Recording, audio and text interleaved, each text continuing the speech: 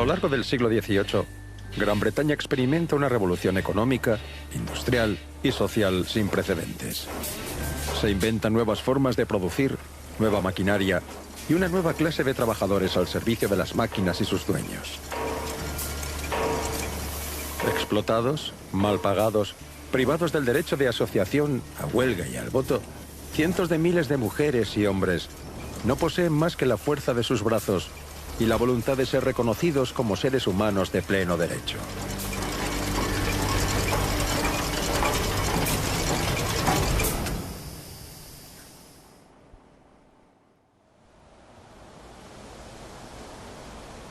La llanura de Waterloo, en Bélgica. Aquí fue donde en 1815 Gran Bretaña y sus aliados derrotaron al imperio de Napoleón.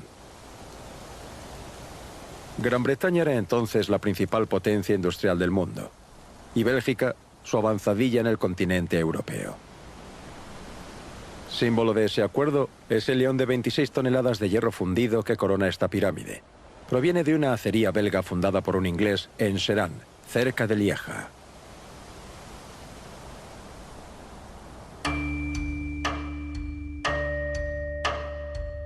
A principios del siglo XIX, Bélgica es el único país europeo que adopta sin reservas el modelo inglés. Los dos países tendrán en común su liberalismo económico y fomentarán el desarrollo de grandes fábricas que emplean a miles de trabajadores, algo que en Francia y Alemania sigue siendo una excepción. En unas pocas décadas, Bélgica se convierte en la segunda potencia económica del mundo, siguiendo de cerca a Inglaterra. Bélgica es el paraíso de los capitalistas, dicen, y el infierno de los trabajadores. La acería de Serán, en 1840. La misma acería un siglo y medio después, filmada por el cineasta Jean-Claude Brigat en la década de 1980.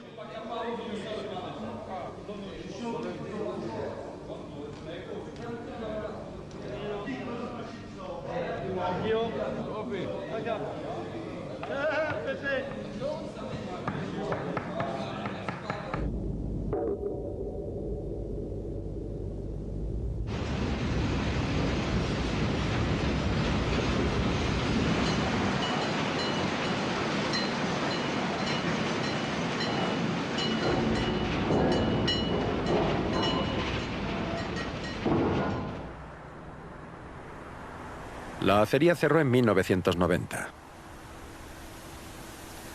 De una de las plantas siderúrgicas más grandes de Europa, solo queda este cadáver oxidado con el que no se sabe qué hacer.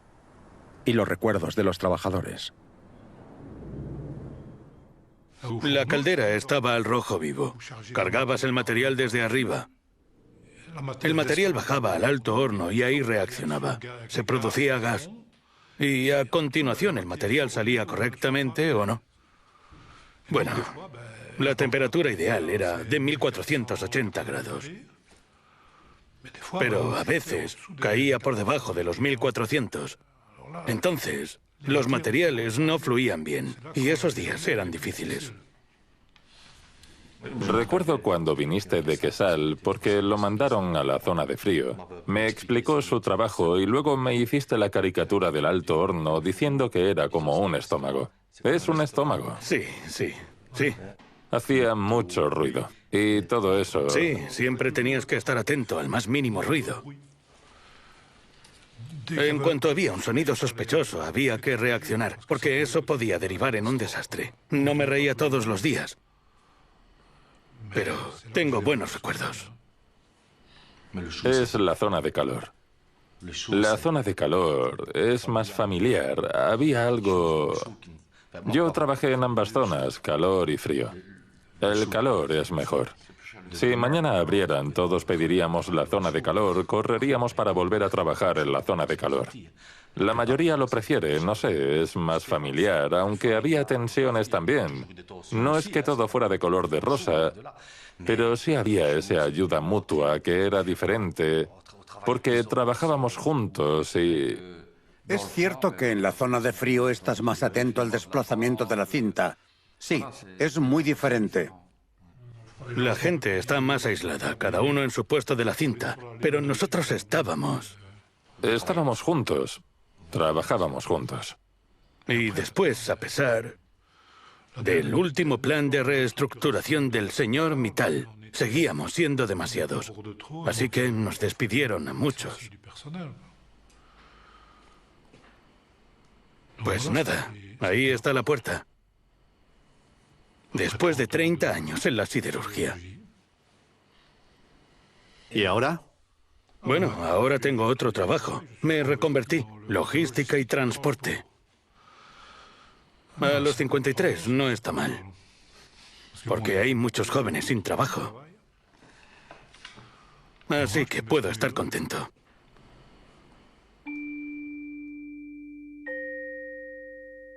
Una mirada al pasado. En 1886, trabajadores de la misma empresa. No hablan. No sabemos lo que están pensando. Pero ninguno sonríe. Vemos la fatiga y los años. La de los niños, los aprendices. La de un anciano que tiene que seguir trabajando porque no hay jubilación para el obrero. 20 años antes, 1868. Son los trabajadores de la misma fundición. Esta extraordinaria galería de retratos la encarga la gerencia para mostrar la riqueza humana que posee la empresa.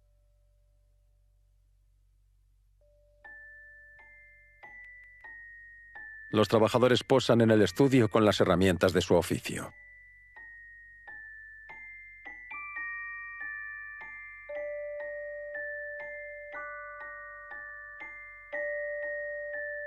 Las fotos nos muestran lo que hacen, pero no cómo viven. Se amontonan en los nuevos barrios bajos de las ciudades industriales, como este de Glasgow. Insalubres guetos ocultos a los ojos de sus felices vecinos. A veces solo una calle los separa. Casas ruinosas, alquiladas a precio de oro a caseros sin escrúpulos.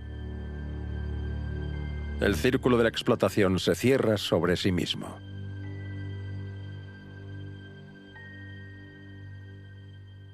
Stefan Berger, historiador. Algunas casas las edificaron los dueños de las fábricas y otras constructores privados. Pero en general, el objetivo era meter el mayor número de obreros posible en una sola casa, porque el capitalismo había impuesto una nueva lógica de aprovechamiento del espacio. Muchas veces esto también implicó una nueva dieta.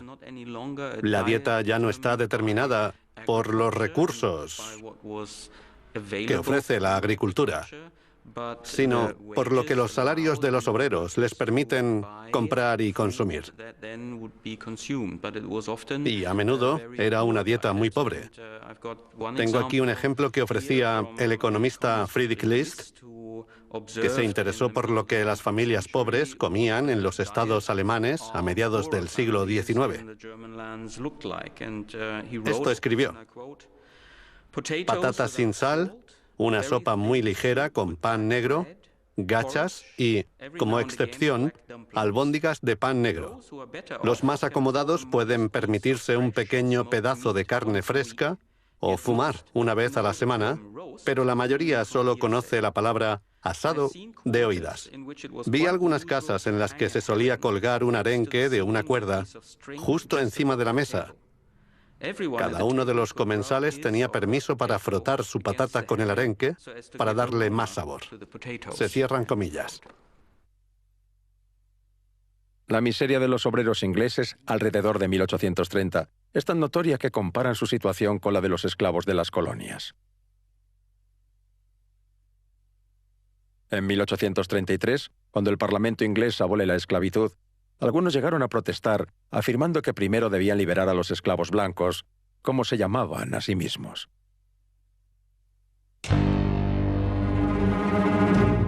Pero estamos ante un punto de inflexión. La población activa de las grandes ciudades es ya tan numerosa que no es posible ignorarla. Explotada, hambrienta, descontenta e ignorada, da miedo. Hoy, los bárbaros que nos amenazan no están en el Cáucaso ni en las estepas tártaras, escribe un periodista francés. Están en los suburbios de nuestras ciudades industriales. La sociedad moderna perecerá a manos de sus proletarios. Esto no es un planteamiento retórico. La burguesía está directamente amenazada por las epidemias que surgen en los suburbios de las ciudades, de las que no pueden protegerse con las barreras sociales. Difteria, escrófula, cólera, los monstruosos vástagos de la revolución industrial. En Inglaterra, periódicos militantes como El Guardián de los Pobres denuncian las condiciones de vida de los obreros. Mientras, en toda la Europa industrial, comisiones parlamentarias examinan lo que en adelante se llamará la cuestión social. La buena sociedad ya no puede mirar a otro lado. Pero según ella, no es culpa del sistema, sino del obrero. Todo el mundo aporta su solución. El obrero debería ir a la iglesia con más frecuencia. ¿Beber menos? O como dice el filósofo Malthus, tener menos hijos para reducir la oferta de mano de obra y tener así mejores salarios.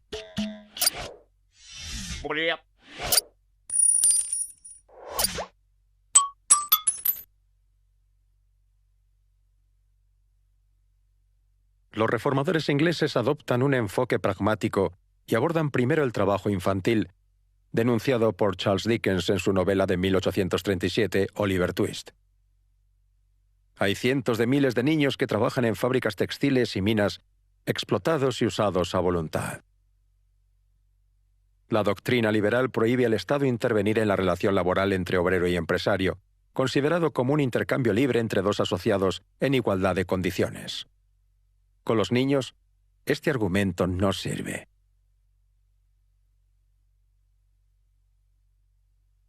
En 1842, a pesar de la virulenta oposición de los empresarios, el Parlamento prohíbe el trabajo infantil de los menores de 10 años en galerías subterráneas.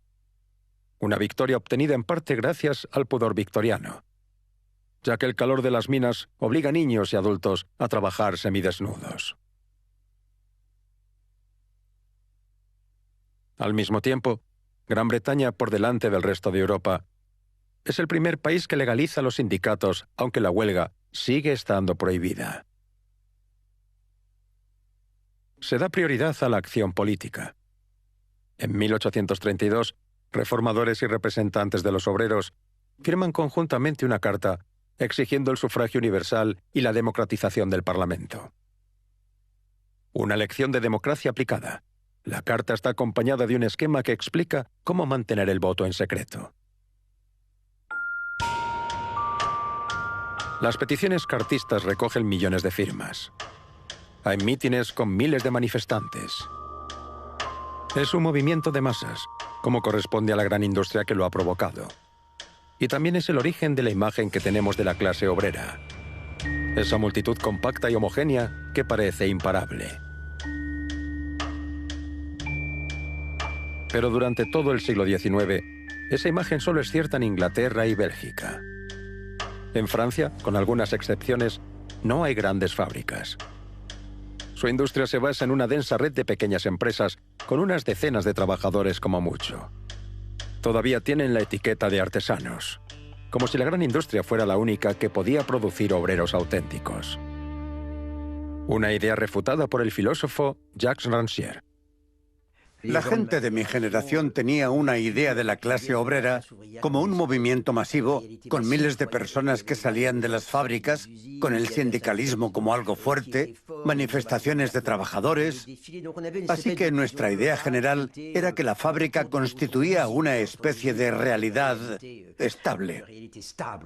Y en comparación con eso, la gente decía, antes de la clase obrera había algo diferente, la artesanía. Así que cuando comencé a investigar en la década de 1830 me dijeron, Pero esos no eran verdaderos obreros, porque para la gente, los verdaderos obreros eran los de la fábrica o las líneas de montaje. Yo traté de cambiar mi perspectiva y concluí, la clase trabajadora no existe como entidad. Podemos definirlo como realidad sociológica y también como realidad simbólica. Es decir, que para que haya clase obrera o movimiento obrero, debe haber personas que en un momento determinado salgan de su condición de simples trabajadores y se les pague. Así que trabajan, se van a casa y al día siguiente otra vez. Los trabajadores del siglo XIX provienen de regiones muy diferentes, con trayectorias muy diferentes, y viven la condición de obreros como una condición siempre transitoria. Recuerdo ahora a un trabajador que era sansimonista y habla de los trabajos que ha realizado, de lo más diversos. Enumera estos oficios diciendo, y siempre con otra expectativa. Traté de comentar esta idea de expectativa porque la clase obrera estaba constituida por personas que tenían otras expectativas. Sin embargo, en este entorno heterogéneo y volátil de la clase obrera francesa, nacen y se propagan las utopías más radicales del siglo XIX. Este es el sueño de Fourier, que todo el mundo trabaje según su deseo, y que el matrimonio y la familia sean reemplazados por nuevas relaciones regidas por la ley de la atracción. Aquí, menos divertido, está el sueño de Cabet, el inventor de la palabra comunismo. Considera a Fourier inmoral y aboga por una comunidad ideal de trabajadores donde todo se comparta, menos las mujeres, y donde reine la igualdad y la abundancia. Aquí está Legoux y su filosofía religiosa del progreso, que rechaza igualitarismo y comunismo y exige respeto por la propiedad privada. Este es Proudhon, para quien, por el contrario, la propiedad es un robo. Y quiere establecer pacíficamente una democracia mutualista. Y Blanqui, el insurgente permanente, que formará parte de todas las revoluciones obreras del siglo, partidario de la acción clandestina y del golpe de fuerza revolucionario. Su última sociedad secreta lleva un nombre muy poético: la Sociedad de las Estaciones. Saint-Simon, por el contrario, quiere poner fin a las revoluciones y cambiar la explotación del hombre por el intercambio fraternal de los beneficios del progreso y la industria. Los obreros miran con cierta simpatía esta feria de las utopías, donde los promotores son, en su mayoría, burgueses que han roto con la tradición, pero no quieren participar en proyectos aventureros con Vicaria, la comuna libertaria que Etienne Cabet funda en América, y para la que solo logra reclutar a un centenar de hombres y mujeres.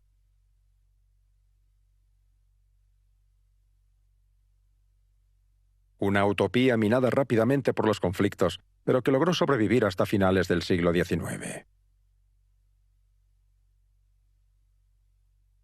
Más popular que los ensueños de los utópicos es una nueva forma literaria que aparece en Francia en 1830. La poesía obrera, como la del zapatero Savinien Lapointe. Estos poetas, que trabajan de día y escriben de noche, eligen expresarse en el noble lenguaje de los escritores burgueses. Miseria de la clase obrera, cantada en verso alejandrino. El enfoque puede hacernos sonreír, pero gusta a los obreros, como esta canción de Pierre Dupont, apodada en aquel momento la Marsellesa del obrero.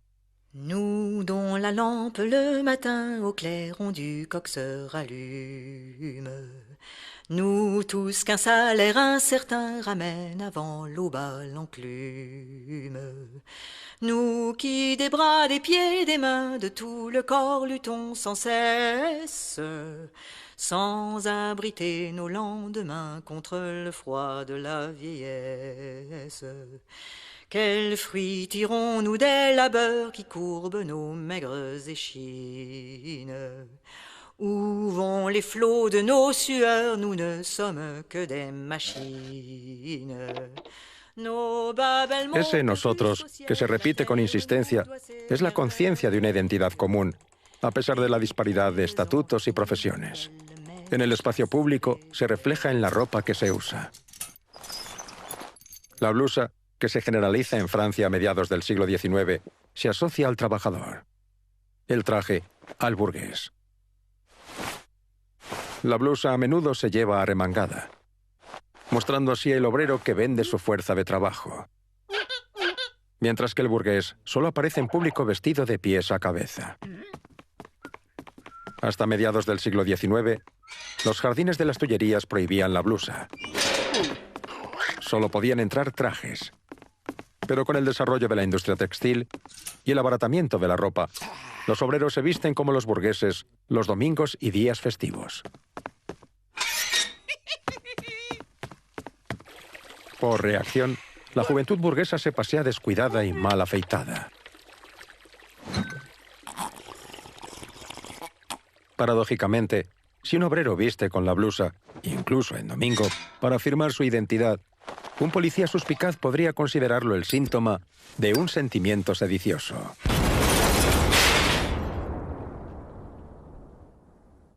Pero esa forma de usar la blusa para afirmar su identidad de clase es algo típicamente francés. Un obrero londinense se avergonzaría si fuera al trabajo llevando ropa diferente a la del patrón.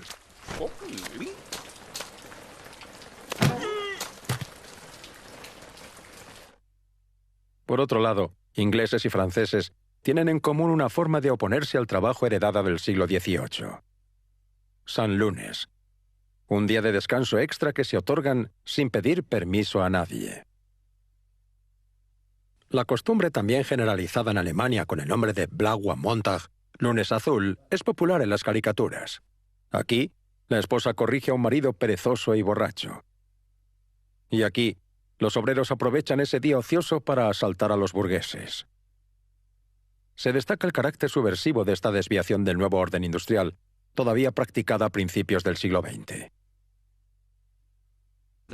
A los propietarios les preocupaba mantener el orden en sus fábricas. El nuevo régimen industrial impuso un horario muy estricto, muy rígido. Todo tenía que ajustarse al ritmo que marcaban las máquinas.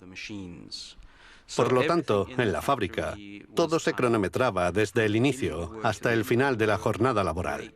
Los descansos se cronometraban y también cuando iban al baño. Todo estaba bajo un control estricto. Por ejemplo, la compañía Krupp, ya a mediados del siglo XIX, tenía empleados que controlaban el tiempo que los obreros pasaban en el baño.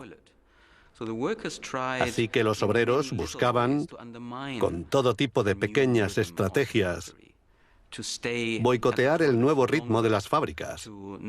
Pasaban más tiempo en el baño. Comenzaban a trabajar más tarde. Trataban de escabullirse durante el trabajo y a veces incluso saboteaban máquinas para frenar el ritmo de la fábrica.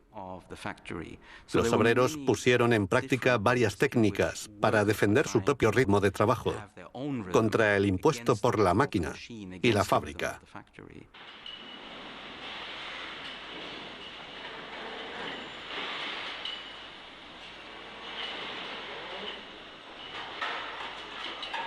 Ghislaine Tormos, trabajadora de la industria del automóvil.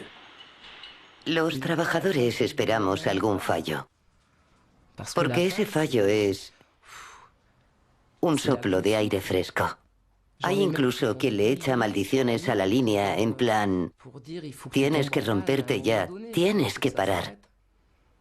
Mucha gente está harta, porque cuando la línea no se para, son 3 horas seguidas hasta que llegan los 20 minutos de descanso. Se hace largo, sí. Estás cansada, tienes sed, hambre. El café que es esencial. Ahora ni se nos permite ir a por un café. Son 2 minutos cronometrados.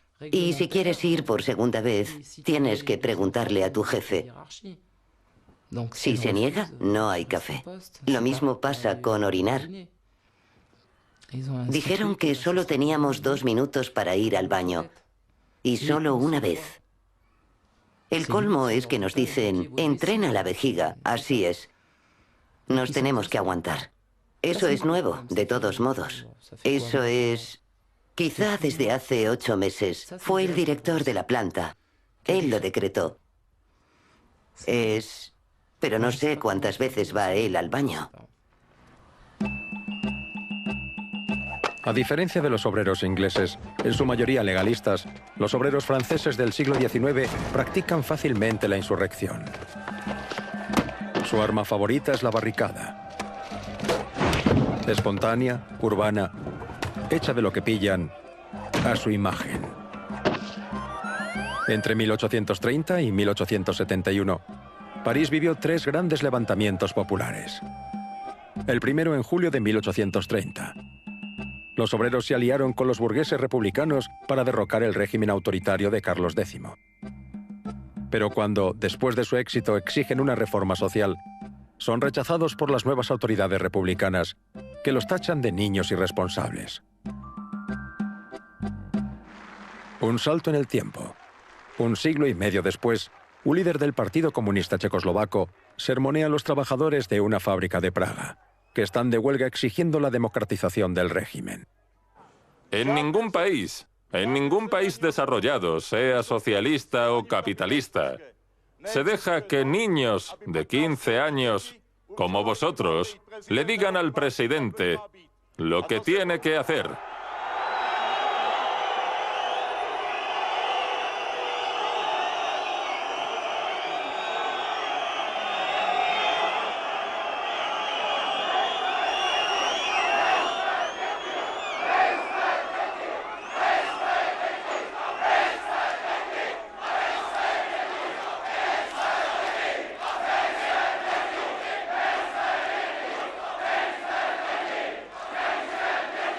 He comentado varias veces un texto de 1829 de un escritor francés, Ballanche, que reescribe la secesión de los plebeyos romanos en el Aventino, donde lo importante es...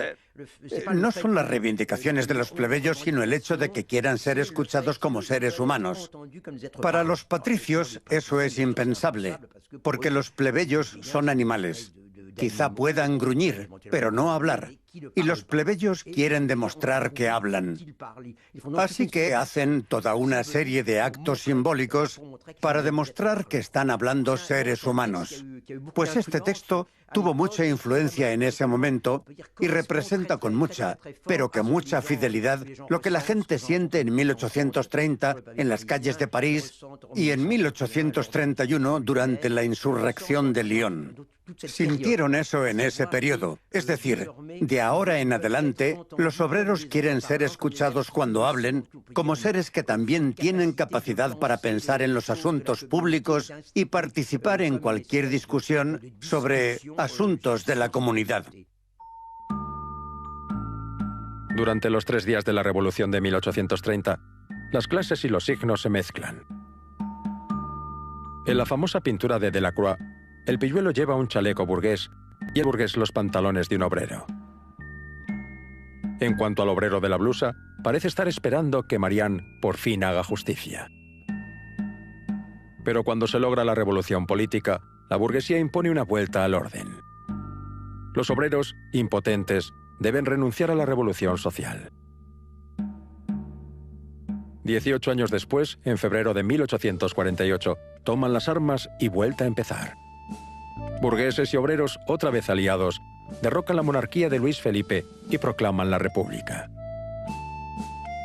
Para ocupar y alimentar a los obreros durante la grave crisis económica que provoca la revolución, el gobierno republicano crea una institución, los Talleres Nacionales.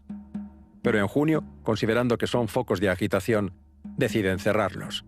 Y los obreros, desesperados y hambrientos, toman las armas de nuevo. Y por primera vez, la fotografía muestra una insurrección obrera. 26 de junio de 1848. Cuando se toma esta imagen, los defensores de esta barricada, el la rue de Fagult-du-Temple, todavía no saben que la insurrección ha sido aplastada y que son de los pocos que resisten. Una segunda foto, tomada la mañana siguiente, muestra las calles tras el paso del ejército. Los soldados rematan a los heridos, disparan a los prisioneros y a veces también a los vecinos de las casas aledañas. Hay 3.000 muertos y miles de condenados a prisión o que serán deportados a Argelia. Un alto precio a pagar por el fracaso de esta revuelta sin líder ni estrategia.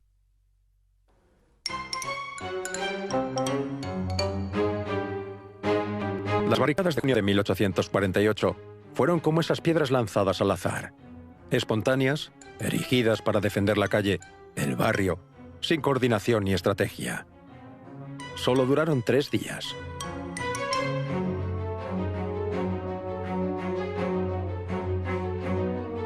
En 1871, la Comuna de París aprendió la lección de este fracaso.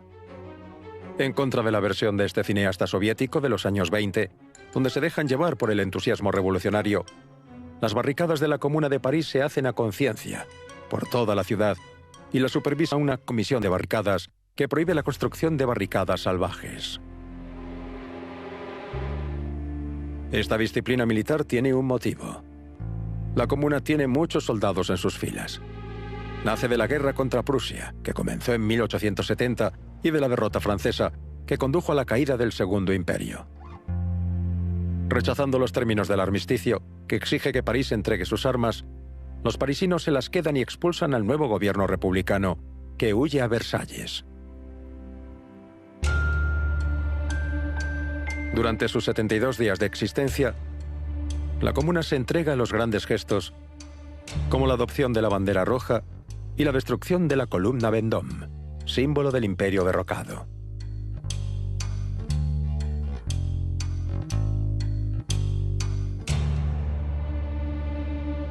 También simbólicos son los muchos decretos que la Comuna, asediada por el ejército del gobierno, publica sabiendo que no tendrá tiempo de implantarlos. Decreto de remisión de rentas, decreto sobre la separación de la Iglesia y el Estado, decreto sobre la educación gratuita y los útiles escolares, sobre la eliminación del trabajo nocturno de los panaderos, sobre el Museo de Historia Natural, sobre la creación de una cámara sindical para obreras, sobre el nuevo mercado de la Place Monge, sobre la organización de un gran concierto en beneficio de heridos y prisioneros el jueves 25 de mayo, mientras que las tropas de Versalles se apoderan de la ciudad.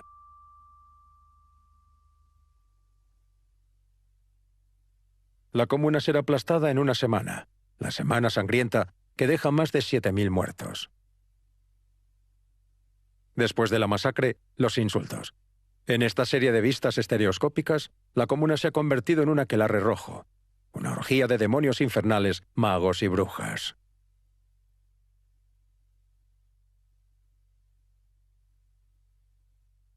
Unos años más tarde, la Tercera República permitirá a los vencidos honrar su derrota en el Muro de los Federados, en el cementerio de Père Lachaise, donde fueron fusilados los últimos combatientes de la Comuna. Pero ni las piedras están a salvo. En 1880, estas piedras con sus impactos de bala fueron retiradas y ensambladas en el otro extremo del cementerio, como pedestal para una escultura en memoria de las víctimas de las revoluciones sin distinción. Una forma cómoda de poner en el mismo saco a víctimas y verdugos. Quand nous chanterons le temps des cerises et Guerre Rossignol et Merle moqueur seront tous en fête. Les belles auront la folie en tête et les amoureux du soleil au cœur. Esta última gran revolución del siglo XIX, la Comuna de París, marca un punto de inflexión en la historia de las luchas obreras. Su recuerdo será homenajeado por regímenes totalitarios, lo mismo que por militantes de a pie. Comunardo Tobias, obrero de la planta de Terni. Soy el Benjamín de una familia con 7 hijos. Quiero decir los nombres de los 7 hermanos, porque cada nombre cuenta una historia. Ribele, Vera Spiritanova, El nombre de una hermana. Verdadero nuevo espíritu. Libero avanti. El hombre libre avanza. Pensiero. Pensamiento. Ideale. Ideal. Vero y comunardo. Verdad y comunidad. El primero fue bautizado en 1904, bajo una bandera roja con parda y urbinati. Como pequeña ceremonia, el secretario local del partido le dio la bienvenida a mi hermano frente a la bandera roja. No se hacía nada especial, se felicitaban y se bebía vino espumoso o tinto o lo que tuvieran. Hay algo único en la cultura de esta parte del centro de Italia que ha estado bajo el dominio de la Iglesia. La voluntad de reaccionar a esta dominación inventando rituales alternativos y dándole a los hijos nombres poco comunes. Estos niños se llaman rebelión, ideal, comunidad. Estamos hablando de finales del siglo XIX, principios del XX. Otro detalle importante en cuanto a los nombres es que estamos hablando del proletariado, y la palabra proletario designa precisamente a la persona que lo único que posee son sus hijos. Entonces, ponerle nombre al hijo es una afirmación de autonomía, la única posible para quien no posee nada aparte de los hijos. De hecho, en esta zona secular del centro de Italia, la Emilia, la Toscana, las Marcas, la Umbría, ponerles esos nombres a los niños era muy común. En Terni escuché algunos nombres, no necesariamente políticos, también fantasiosos: Adamante, Orneore. Los padres los eligieron por el placer de su musicalidad. Así que en esta zona hay una cultura de la clase obrera que es, en cierto modo, incluso presocialista. En estos rituales alternativos, las fiestas son importantes. En Francia se celebra el aniversario de la Comuna de París y, sobre todo, el 1 de mayo, proclamado en 1890, Día Internacional del Trabajo. El 1 de mayo, trabajadores de toda Europa se manifiestan a pesar de las prohibiciones y las violentas represiones, como en Fourmi, en 1891, donde el ejército disparó a los manifestantes, matando a 9 personas. En Italia se sale a la calle cantando el himno del 1 de mayo, al son de Nabucco de Verdi.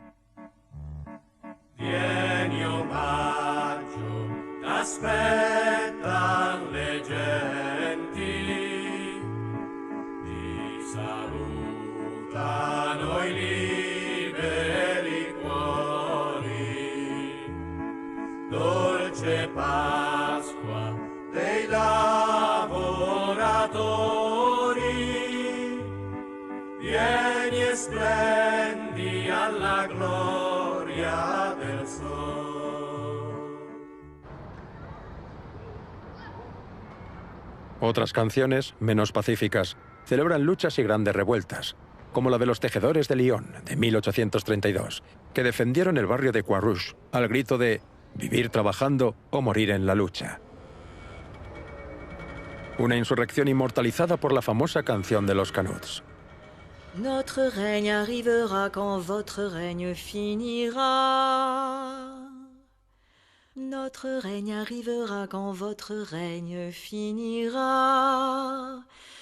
Nous tisserons le linceul du vieux monde, car on entend déjà la révolte qui gronde. C'est nous les canuts, nous n'irons plus nus. En realidad, esta canción la escribió 60 años después el compositor anarquista Aristide Bruant, que se inspiró en un poema de Henry Saine de 1844. Era un homenaje a otra revuelta, la de los tejedores alemanes de Silesia. Fue una revuelta de desesperados, causada por el hambre. Espontánea y salvaje, y reprimida por el ejército tras 3 días de abusos y saqueos. Pero esta revuelta, reconstruida aquí en Die Viva, Los Tejedores, una película alemana de 1927, tuvo su propia canción, el Blutgericht. El Tribunal de Sangre. La canción parece un sermón y trata a los explotadores como diabólicos sinvergüenzas, hijos de Satanás.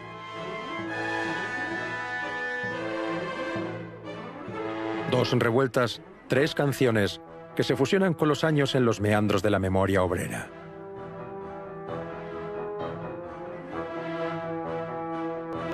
Y por si fuera poco, esto escribió en esa época un joven alemán exiliado en Londres. Las insurrecciones obreras de Francia o Inglaterra no han sido tan teóricas y tan conscientes como la insurrección de los tejedores de Silesa. Firmado Karl Marx. Cuando escribe estas líneas, Marx es un joven revolucionario alemán que vive en el exilio, en Londres. Pero las teorías que desarrolla en años posteriores arrojarán su sombra sobre la historia de la clase obrera durante el siguiente siglo.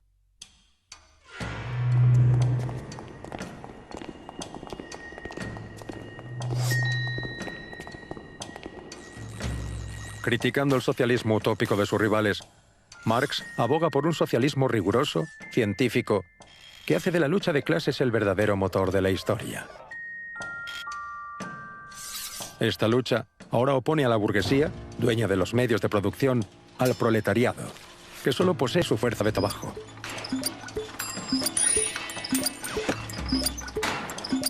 Su análisis lleva asociado un verdadero acto de fe en la misión redentora de la clase obrera. Al no tener nada que perder, la clase obrera es la única que puede liberar a la sociedad y abolir la noción misma de la clase. El proceso revolucionario es inevitable.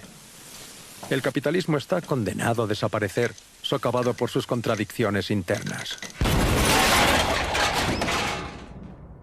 Las teorías de Marx, desarrolladas en el Manifiesto Comunista de 1848, se propagan gracias a la Asociación Internacional de los Trabajadores, que fundó con otros socialistas y anarquistas europeos en 1864. Sin embargo, al propio Marx le cuesta ser admitido como miembro, ya que la sección francesa considera que solo quien trabaja con sus manos es un trabajador de verdad. Tras un agrio debate, se llega al compromiso de que cada sección nacional decida si acepta a los trabajadores intelectuales y a las mujeres.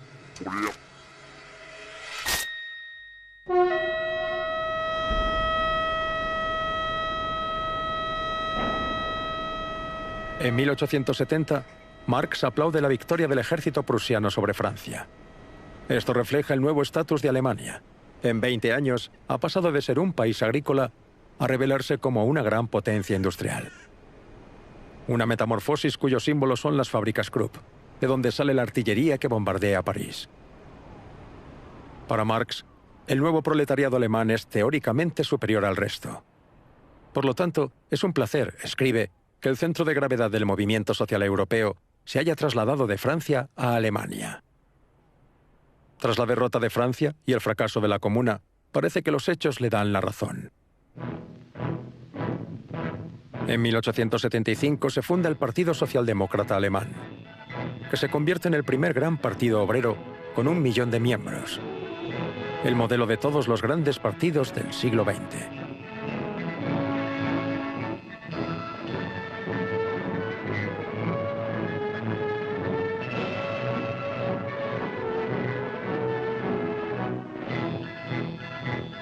En 1880, el partido adopta el marxismo como su doctrina oficial y llega a una conclusión paradójica.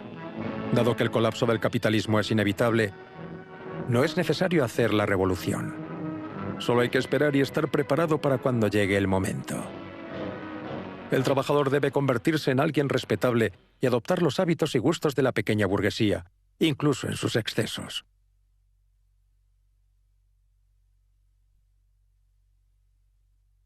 En el esquema que los socialdemócratas tienen, la clase trabajadora también está compuesta, a su vez, de diferentes estratos.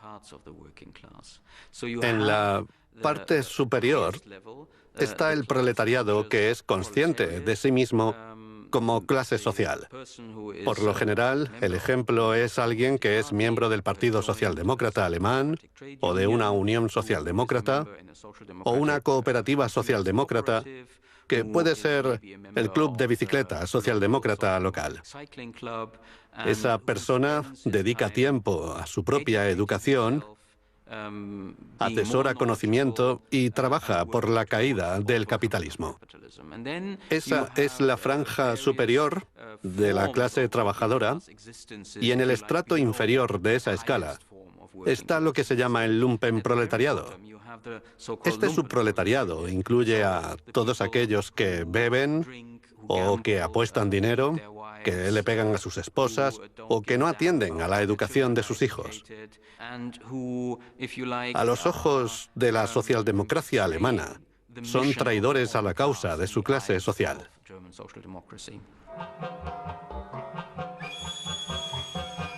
Lumpenproletario. El proletariado en harapos. Visto en los años 20 por el cineasta ruso Eisenstein de una forma tan colorida como caricaturesca. La palabra y lo que describe es un descubrimiento de Karl Marx, una nueva categoría social que él inventa para explicar el fracaso de la revolución obrera, traicionada por estos subproletarios, una escoria sin fuego ni casa, dice, siempre dispuesta a venderse para sabotear la labor de los obreros conscientes. Para la socialdemocracia alemana, este concepto también tiene la ventaja de ensalzar al obrero respetable. El desafortunado subproletario hereda todos los defectos de la burguesía del siglo XIX, atribuida a la clase obrera en su conjunto. Esta compleja imagen de la clase obrera alemana la confirma una sorprendente encuesta sociológica realizada por un socialdemócrata disidente. En 1910, envía 8.000 cuestionarios a obreros del metal y del sector textil. Así sabemos que leen a Darwin, Marx, Nietzsche, la Biblia y novelas policíacas. Y también hablan de sus condiciones de vida y sus aspiraciones. Sueño con una vida más humana y más digna. Mi vida no es muy diferente de la de un esclavo o de una bestia de carga. Y como solo la idea de libertad me hace desear otra existencia, mi deseo más ardiente es atreverme a luchar por esa libertad y liderar esa lucha con un solo lema: más vale morir que volver a ser esclavo.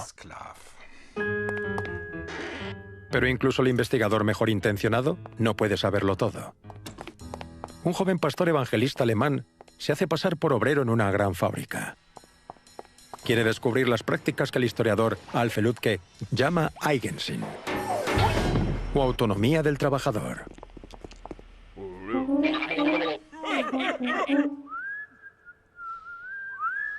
Pasa por el tiempo que se está en la fábrica, hasta extraños rituales.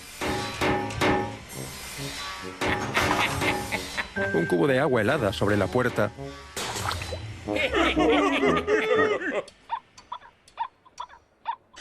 Pegamento en los zapatos. El beso polaco. Un compañero frota su barba durante unos minutos contra las mejillas de un obrero imberbe. Gritos y bromas escabrosas. Una crueldad con la que la comunidad obrera afirma su autonomía. Tomás Lindenberger, historiador. Es una afirmación de esa autonomía interna que no se les puede arrebatar. Ese es el objetivo. Esos momentos también son fruto de una estrategia de supervivencia en situaciones de dependencia, cuyo objetivo es hacer que esa dependencia sea más llevadera. En ese contexto, este Eigensinn, este trabajador autónomo, no necesariamente tiene que sumarse a una actitud revolucionaria o de resistencia frente a la dominación. No, de hecho, en la mayoría de las ocasiones, eso solo permite que esa relación de dominación sea llevadera. Como no pueden destruir el sistema, se protegerán de él creando un mundo paralelo, gestionado por los propios obreros. Así surgen las cooperativas obreras, que se multiplican por Alemania, Inglaterra y Bélgica a finales del siglo XIX. Comienzan ofreciendo el pan a un precio justo a sus obreros. Pero rápidamente la oferta se extiende a todos los bienes de consumo. Cafeterías, teatros, pensiones. Esas cooperativas fueron criticadas por desviar a los obreros de la lucha. Pero también fueron una forma de demostrar que eran capaces de manejar su propia vida. Los objetos de esta mesa también son producto de la autonomía obrera. No hay ningún coche, pero todo se hizo en una gran fábrica de automóviles con las herramientas y materiales de la fábrica, por los trabajadores y en su horario de trabajo. En Francia, esto es fruto de la desobediencia obrera, una versión productivista del Eigensinn. Robert Cosman, ex trabajador de Renault. Mira, una de las cosas que hicimos juntos, porque no hacíamos esto por separado, trabajábamos en equipo. Este pequeño elefante tiene muchas piezas. Creo recordar que son 11. Y la llave para cerrarlo son las orejas. Fue divertido porque la fresadora solo permite hacer cortes en ángulo recto. Y hacer un elefante solo con ángulos rectos fue un reto. Hay al menos 40 horas de trabajo. En mi mismo sector había un compañero que hizo esta carretilla de cobre. La gracia de la carretilla es que tuvo que hacer la rueda con un martillo. Luego encajó la pieza y gira aunque no tenga eje. A través de estos actos de desobediencia reencontramos la sensación del yo. Y eso, en mi opinión, es el fin que tienen estos pequeños sabotajes, porque expresamos nuestra personalidad, nuestra creatividad. O simplemente te paras a reparar tu cortadora o tu cepillo. Pero trabajamos para nosotros. Creo que hay un elemento revolucionario de transgresión. Y eso lo entiende incluso el que no es activista o sindicalista. Yo coincidí en la sierra, con un viejo trabajador portugués, Pedro da Silva. Él se hizo en casa todas las herramientas que necesitaba para construir su casa, palas, picos. Él nunca, y lo sabía porque trabajaba conmigo, nunca quiso hacer huelga ni criticar a la fábrica o a los jefes. Pero cuando se fue con un detalle que le hicimos, se fue con una sonrisa porque había transgredido las normas. Este sabotaje es ambiguo. No es solo resistencia al orden establecido, no es solo un compromiso, porque no es enteramente lucha de clases en la fábrica. Tampoco vas contra el jefe, no. Depende del momento, de cómo estés, del día. Depende de una mañana que estás enfadado y mandas al jefe a la mierda. Esto es la vida.